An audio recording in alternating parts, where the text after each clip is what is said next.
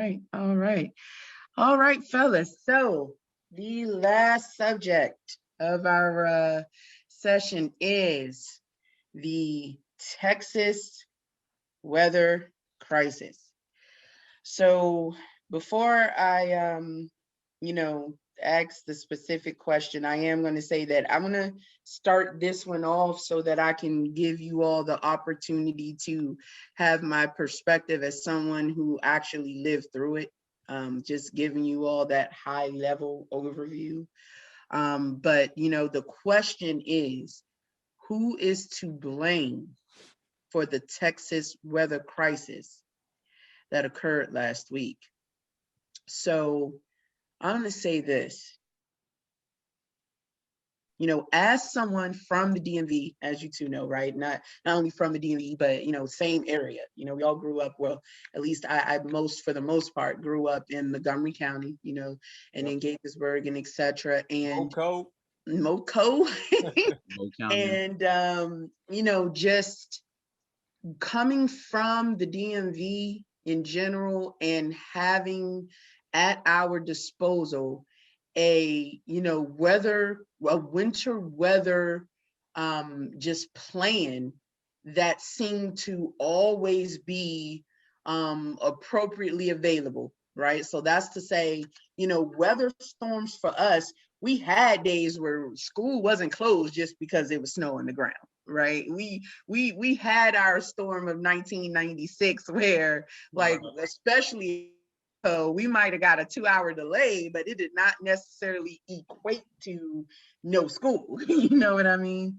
So with that said, someone coming from the DMV, coming from the north, and not really having a full understanding of the way that it works in this particular state, in Texas, I think not only was the experience harrowing, but it was shocking, because I will admit that I did not have the appropriate amount of knowledge and did not even think to look into it about just how secular Texas can be. So I would say my answer to who is to blame for the Texas weather crisis that occurred is a combination of the people and the politicians that run this state. Because what I've Interesting. come to learn is that the people for a long time have supported these secular politicians here just to keep up this certain culture here in this state. And I'm not saying that it's negative. I'm just saying because it is what they are used to, because Texas has always been secular in so many ways, people have supported these politicians who have avoided being a part of the nation's overall electric power grid regulatory situation, just so they could avoid being regulated by the government.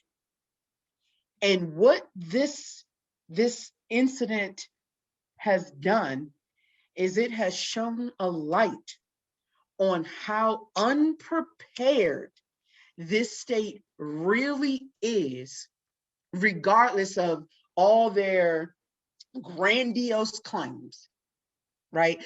Texas doesn't have any sales tax, any state tax, right? Or It excuse me, doesn't. not sales tax, but state taxes. That's true. Okay, great.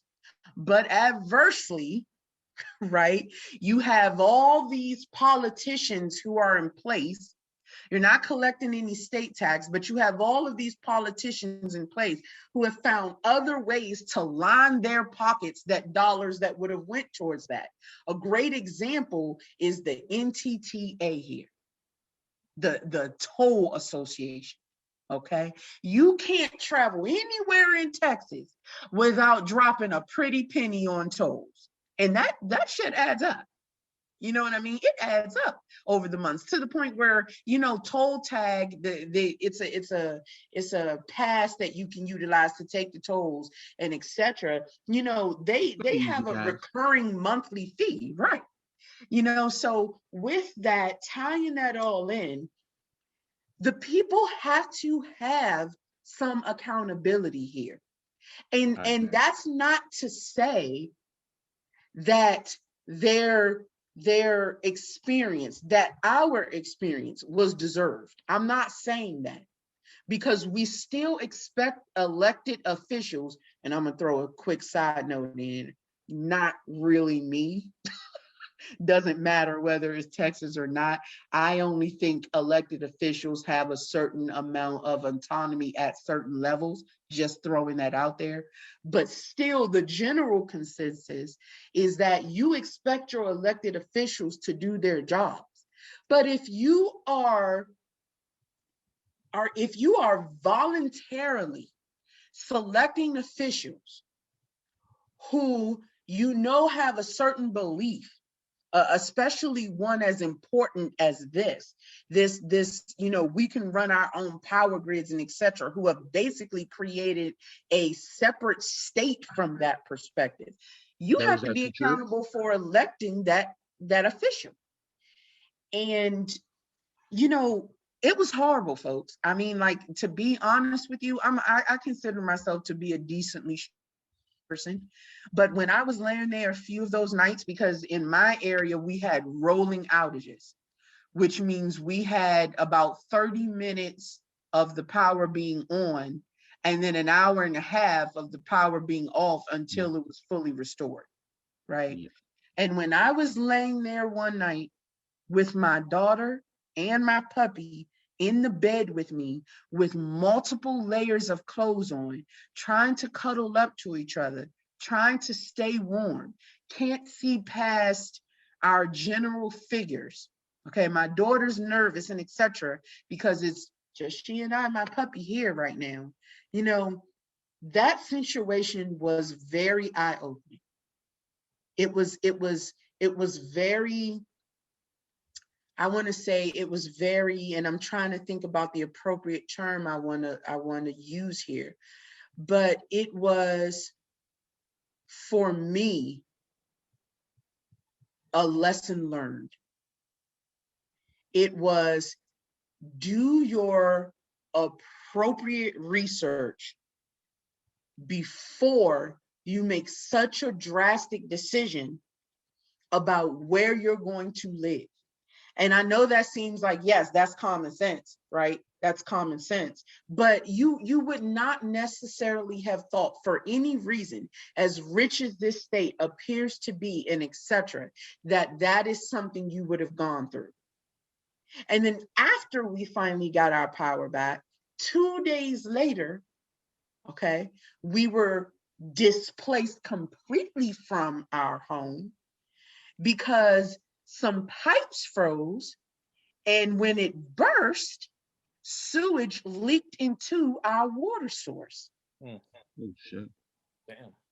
And I mean, so we couldn't return home for 4 days while they fixed that issue. It was just one hit after the other. And I thought to myself, had I done even a smidgen of research or had a smidgen of understanding about these things, I may have addressed this storm differently. I may have said, you know, I'm going to go out and buy some flashlights and buy some, you know, which I did not do. I did not prepare because I had that, you know, now we know to be untrue, but that untrue sense of comfort because of what I experienced back home. You know, having sand trucks at your availability, you know, still, you know, having power even in a severe winter storm or a severe storm in general. So to wrap it all up, fellas, I say my answer is the people have to take some accountability for their actions, for selecting these officials, and the politicians have to take some accountability for the roles that they played in resolving these issues. You know, these outstanding bills that people are getting, cut the shit. This should not be accepted in any way. You go to those power companies and you tell them you apply a fucking rate that's appropriate for what these people just went through. Right. You know? Yeah, that is very, Absolutely. very interesting. I just want to chime in on this also too, only because I lived down south for a year. I actually lived in Alabama, you know, and when I lived in Alabama, you I know, did too. That's so funny. yeah, I lived in Montgomery. It was different. It was hot, and being down there, the roommate I was with, he was actually from Alabama, so it was really good, you know, meeting and talking to somebody. But he told me, you know, because I was like about snow, but he told me they don't have like, you know, they don't have plow trucks and everything like that. They said most they probably only have maybe like one, or maybe like no more than one or two at max, you know. And Alabama's a big state, you know. So they told me if it snows, they're not really doing anything, you know. And and and and to let everyone know, I feel like this is for most southern states because you know you don't expect snow to hit, you know, that below the Mason-Dixon line, you know, like if anyone said, you know, the last time it snowed, you know, in Texas, they're probably gonna say almost like 20, 30 years ago. You know, 50 actually, 50 50. years See, ago. look how big. As far as this deep snow. Yeah, 50. All right, all right. Just imagine like us living in DMV, you know, we get snow just like how Chicago gets snow, how Minnesota gets snow, you know? So it's common to us, you know? Pennsylvania, when I lived in Pennsylvania, oh, when snow hits, man, I ain't never seen that many plow trucks out there before it even accumulates. Like once it even starts snowing, they're already out there going, you know? And I've seen well over 10 to 12 like plow trucks at it, salting and pushing snow when the snow is dropping down.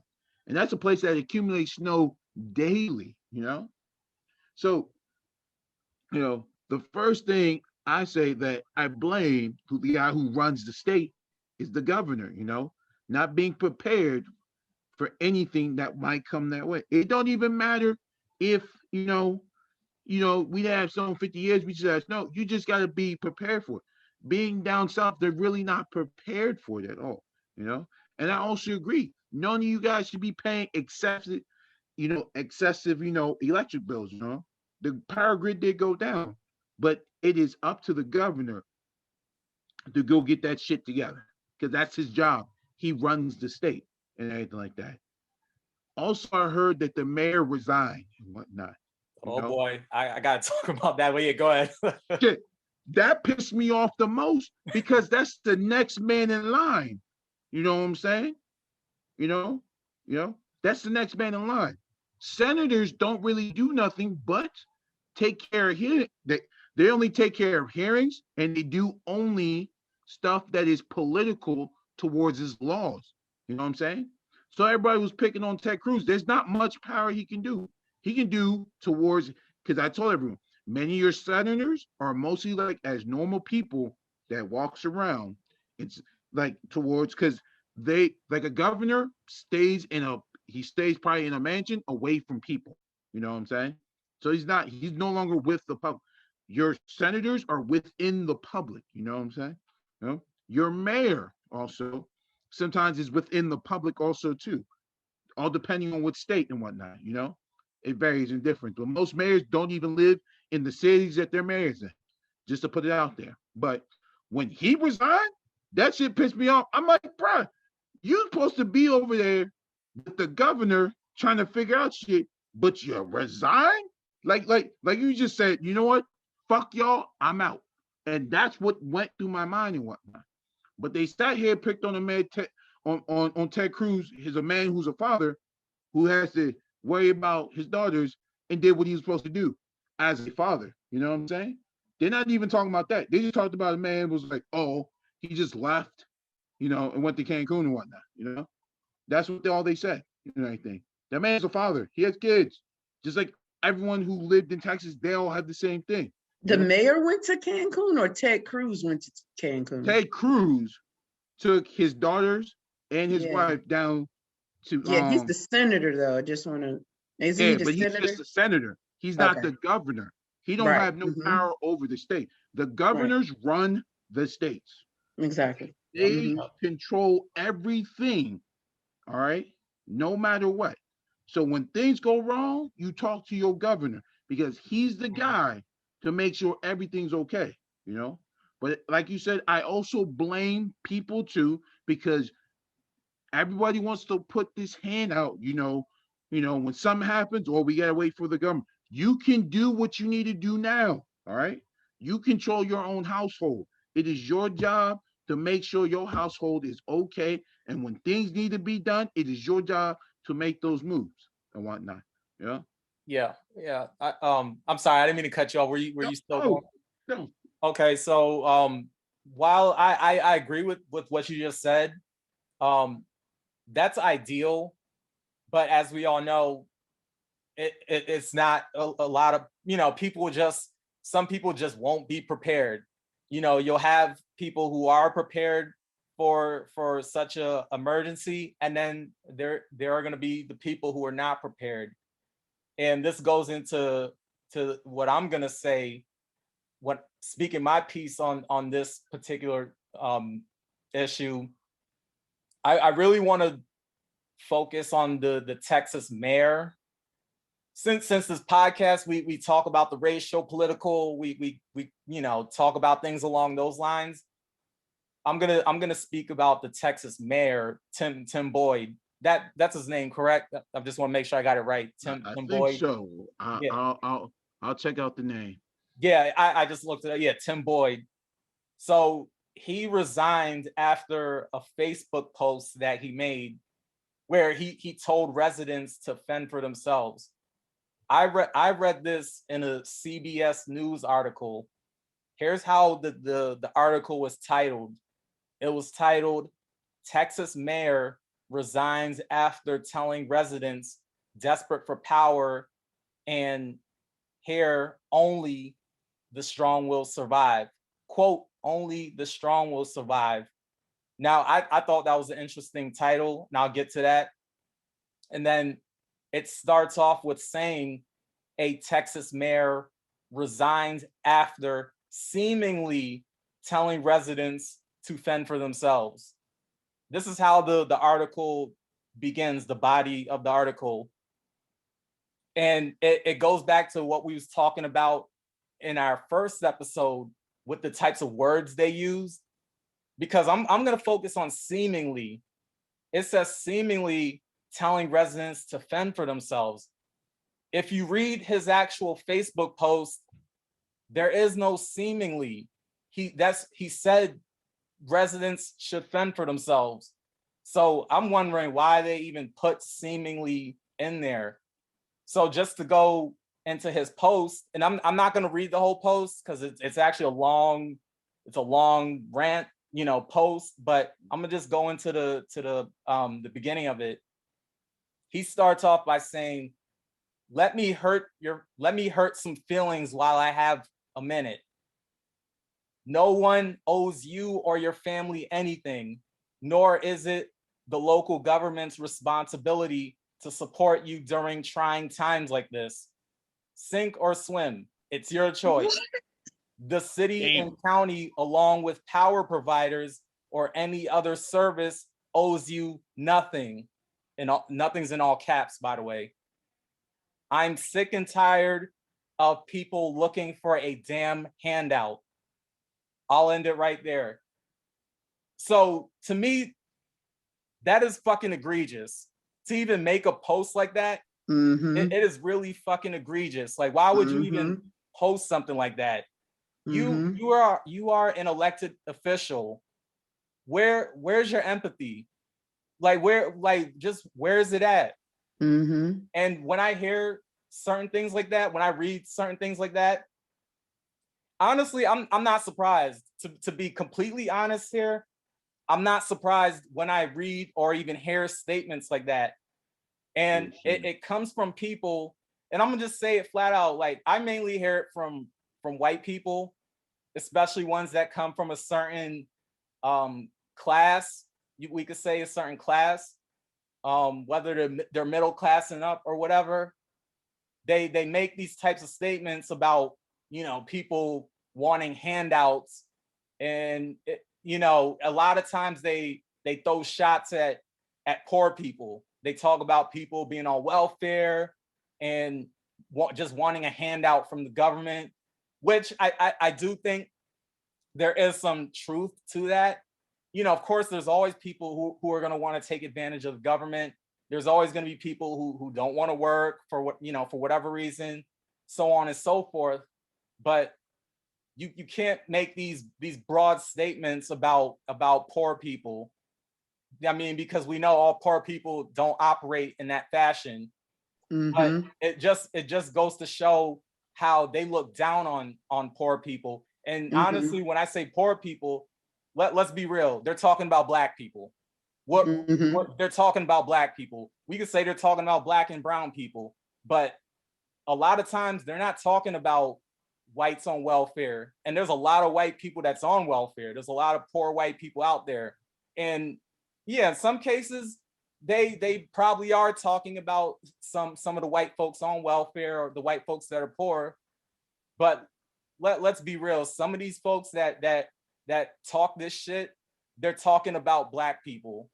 So when I see an elected official making a post like that, it just shows where his mind is at. And I think a lot of politicians, a lot of elected officials think that way. The only thing is they can't say it out loud. They think it, but they can't say it out loud. And this speaks to the white supremacy that's permeated throughout the government, the US government, state government, local government, whatever. Just the way that these folks think. And this plays into systemic racism, institutionalized racism, whichever racism you want to, you know, talk about. It's not the overt racism that a lot of people tend to focus on, but it's the covert racism that a lot of this really is. And to me, it's encapsulated in statements and posts like that he made on Facebook. So just to wrap up what I'm saying, like I said, it is just really fucking egregious. I can't even stress. I agree with you. You know, that's my take on it. And just really quickly to piggyback on that, just so you both know, we actually had multiple people that we communicated with who told us that they didn't receive any power at all. And when we investigated it, for lack of a better term, further, and this was something that was also going around on social media, a lot of people in the DFW area specifically were saying that only the richer areas even receive the rolling power outages. Now, I myself, I live in what would be considered a more affluent area. And so when I heard that, I said to myself, wow, you mean to tell me these mofos have the gall to even apply classism to such a disastrous situation? So yes, Pat, I agree with you. Like, I know PhD, you cut me off and whatnot, but like, this has been like a very touchy subject for me, only because of the mayor and the governor and whatnot, because they didn't do their job. And they picked on a man, you know, being a good man who took care of his kids, you know, because what the thing that really pisses me off, no one said anything about the governor who actually runs the state, and the mayor who's supposed to be the guy who had, you know, a city council to help the people the best way they can, and they didn't do anything. You know, and go back what you said, you know, now Angel, about different areas and whatnot. You know, my brother lives in Austin, you know what I'm saying? He told me he was only out of power for like 2 or 3 days, you know, so it wasn't that long. You know, I have friends who live in Texas, you know, some told me they were out of power for, you know, for a few days and whatnot, you know, and, you know, I was talking to them, just making sure that they were okay and whatnot, you know, because I got worried because I know, Texas don't get snow. So, they're not prepared for something like this. But it just hurts, that's all I can, it just hurts and it just pisses me off, like the man who runs the state and whatnot absolutely said nothing, did nothing, and didn't even make an effort to do anything, not even one, and that's his job, you know, you know, because Texas votes on their governors, they vote on their mayor and whatnot, Right. That, what yeah. they, and you do get to vote for, per se your senators, but you're not really voting for senators and whatnot. You're really not and whatnot. But it just boils to my skin how a man resigns and whatnot, and he's a complete asshole. Excuse my, he's just a complete asshole. Like I just had this. Sure. Yeah, no, I completely understand where you're coming from, fellas, and I'll wrap this up with this note on this subject. I definitely understand where you're coming from about our elected officials. I think that at the end of the day, I honestly can't say, because in the moment I wasn't paying as close attention, that I did not see the governor making any efforts, because I do recall a few articles where he was trying to have, in the moment that the power outages were happening, he was trying to make sure that the company, because there is a specific company that is responsible for just responsible for Texas, like, electrical grid, and they're called ERCOT, Electric Reliability Council of Texas, right? And it's my understanding that he was trying to seek answers about what was causing such blanket power outages as it was happening. Now, that is not to excuse any of his behavior. I'm not doing that. I'm not excusing any politician's behavior whatsoever, because, as I said, this experience was probably one of the most harrowing, for lack of a better terms, that I had, as far as not really knowing what to do or what was going to come next.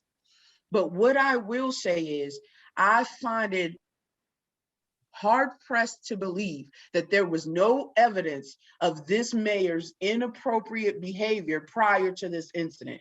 It's totally possible that there wasn't, right? That he played his political cards 100% correctly before this incident happened. But I would tend to lean more towards Pat's statements, in that, no, what he represented was the underlying systemic racism that most people in these positions hold. And what happened here was, the people that voted him in before this incident occurred, they weren't affected by that. It didn't matter to them, because they weren't a disenfranchised Black American living in Texas having to deal with this. They weren't on that equal level of disparity prior to this weather incident happening. But what happened was, they became equivalent and didn't like how that felt. And that's why I say that part of this responsibility, if I had to give it a range, I would say 60-40 or 70-30, the politicians were more responsible, absolutely. Because regardless of who the people vote in, we still expect them to go in and do right by the people, by us. But at the same time, it's accountability. Everything in life is accountability. If you rated in Joe Schmo, who you knew to be someone representative of systemic racism, but because you had your white privilege and because it wasn't affecting you, okay, but you voted that person in, you have no right to be shocked by his behavior when you're brought down to the level of the constituents that you didn't give a shit about when you voted for him.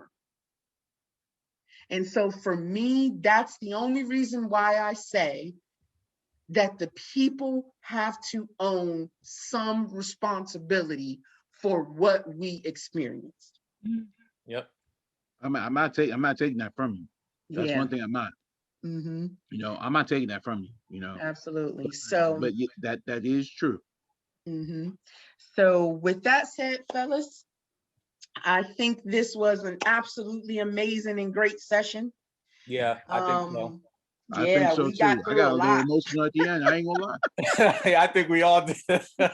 We got through a lot this one, and we definitely spoke on some sensitive subjects. You know, Pat, I appreciate your disclaimer at the beginning on the Farrakhan thing, you know, and E-Man, I appreciate, you know, you sharing your sources to our audience. We definitely are going to make sure that we provide some links to these subjects. Of course, we encourage you, you know, be your individual, do your own research and etc. But we will also provide those links when we drop the session.